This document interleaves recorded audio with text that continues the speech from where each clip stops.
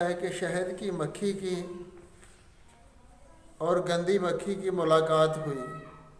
شہد کی مکھی اور گندی مکھی کی آپس میں ملاقات ہوئی۔ گندی مکھی شہد کی مکھی سے کہتی ہے کہ تو جگہ جگہ پھولوں پر بیٹھتی ہے، جگہ جگہ باغوں میں جاتی ہے، چمن کے دورے کرتی ہے، باغوں کی سیر کرتی ہے، تجھے کیا ملتا ہے، کیا لینے جاتی ہے؟ تو شہد کی مکھی کہتی ہے کہ کبھی وقت نکال میرے ساتھ چل، تجھے میں دکھاؤں کہ باغوں میں سے کیا ملتا ہے، پھولوں سے کیا ملتا ہے۔ شہد کی مکھی ایک دن گندی مکھی کو ساتھ لیتی ہے، باغ میں چلی جاتی ہے، اسے کہتی ہے کہ اس پھول کو سونگھ، اس پھول پر بیٹھ جا اور پھر مجھے بتانا کہ یہاں کیا ملتا ہے۔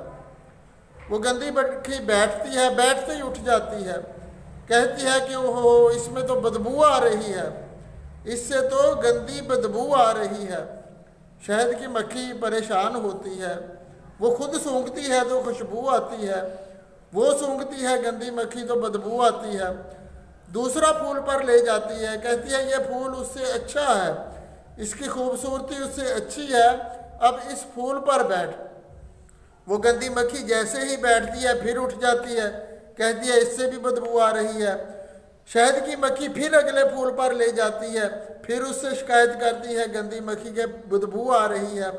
شہد کی مکھی بڑی پریشان ہوتی ہے، وہ گلاب کے پھول پر لے جاتی ہے، گندی مکھی کو کہتی ہے کہ یہ پھولوں کا بادشاہ ہے، سارے چمن کی خوبصورتی، باغ کی خوبصورتی اس پھول سے ہے، یہ پھولوں کا شہنشاہ ہے، پھولوں کا سردار ہے، اس سے تجھے ضرور فیض ملے گا، اس سے ضرور تجھے خوشبو ملے گی۔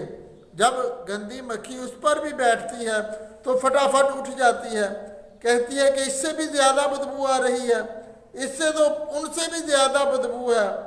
شہد کی مکھی پھر اس پر خود بیٹھتی ہے، پھول پر، گلاب کے پھول پر، پھولوں کی جو شہنشاہ ہے، بادشاہ ہے، گلاب کا پھول، اس کو شہد کی مکھی سونگھتی ہے، خوشبو آتی ہے، پریشان ہو جاتی ہے کہ چنبیلی کے پھول سے بدبو آئی، فلاں پھول کے پاس گئی، ادھر بھی گئی، ادھر بھی گئی، چھوٹے سے بڑے سب پھولوں سے اسے بدبو آئی۔ وہ کہتی ہے کہ ادھر آ ذرا، تو اپنی تلاشی تو دے مجھے، اپنا جسم تو دکھا کہ تجھے ہر پھول سے بدبو آ رہی ہے۔ جب شہد کی مکھی اس کا سر سے لے کر پاؤں تک معائنہ کرتی ہے، جائزہ لیتی ہے، تو دیکھتی ہے کہ جب یہ اٹھ کر آئی تھی میرے ساتھ تو کسی گندگی اور غلاظت کے ڈیر پر بیٹھی تھی، وہ گندگی اور غلاظت اس کے پاؤں کو، اس کے جسم کو لگا تھا، جس کی وجہ سے بدبو اسے اپنی گندگی سے آ رہی تھی اور قصور پھولوں کا نکال رہی تھی۔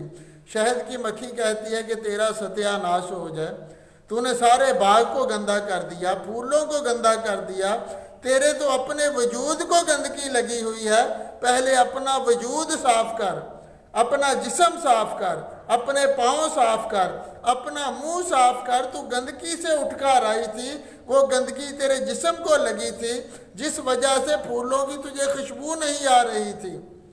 اگر تو پاک ہو کر آئے گی تو تجھے خوشبو آئے گی۔ یہاں بزرگ ہمیں سبق دیتے ہیں کہ اگر اس گندی مکھی کی طرح ہمارا من پاک نہ ہو، ہمارے من میں پلیتی ہو، اندر بغض ہو، حسد ہو، نفرت ہو، تو کسی اللہ والے کے پاس چلے جائیں، کسی مزار پر چلے جائیں، جہاں مرضی چلے جائیں، ہمیں شکوہ اور شکایت کرنے کا موقع ملے گا، ہمیں فیض نہیں ملے گا۔ فیض اسی طرح ملے گا جب ہم اپنے من کا یہ برتن، اپنا یہ بانڈا صاف پاک کر کے جائیں گے اللہ کے ولی کے پاس، رب کی بارگاہ میں پاک صاف ہو کر جھکیں گے، تو پھر جو چاہیں گے وہ مل جائے گا۔ ورنہ ہمارے من کی پلیتی ہر جگہ ہم پر ظاہر ہوگی اور قصور نکلے گا پھولوں کا، قصور نکلے گا باغ کا، قصور نکلے گا چمنستان کا، قصور نکلے گا گلابوں کا۔ جب تک اندر کی پلیتی نہیں جائے گی، من پاکیزہ نہیں ہوگا، اس وقت تک کسی بھی جگہ سے فیض نہیں پا سکتے۔ برتن اندر کا صاف ہوگا تو شہد کی مکھی کی طرح خوشبو آئے گی۔ اگر من پلیت ہوا تو پھر اپنے من کی جو گندگی ہے، بدبو ہے، وہ ہر جگہ ہمیں بدبو کا ہی نظارہ کروائے گی۔